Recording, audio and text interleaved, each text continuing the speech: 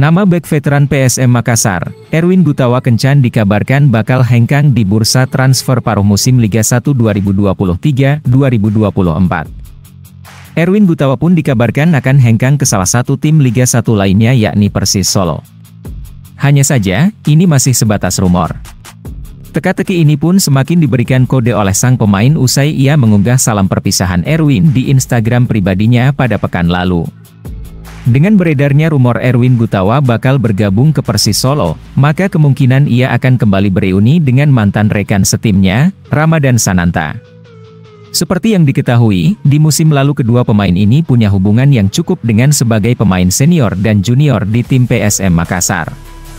Bahkan, baik Erwin Gutawa maupun Ramadan Sananta pun tergabung dari skuad tim berjuluk Juku Eja itu ketika berhasil meraih gelar juara Liga 1 Indonesia musim 2022-2023. Karena faktor inilah yang kemungkinan besar membuat pemain berusia 31 tahun kemungkinan memilih Persis Solo sebagai pelabuhan selanjutnya. Menanggapi hal ini, pengamat sepak bola Asegaf Razak pun mengatakan ini kemungkinan pelatih PSM Makassar Bernardo Tavares akan kembali mengandalkan pemain muda. Di mana, ia selalu memberikan kesempatan tampil untuk para pemain muda. Dan pemain yang diberikan kesempatan seolah menjawab kepercayaan dan tampil baik.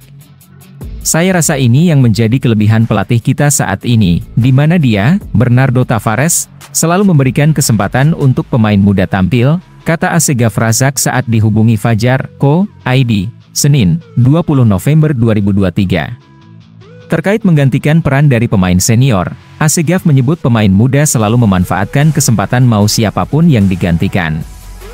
Dan hal ini tentunya positif untuk pasukan Ramang.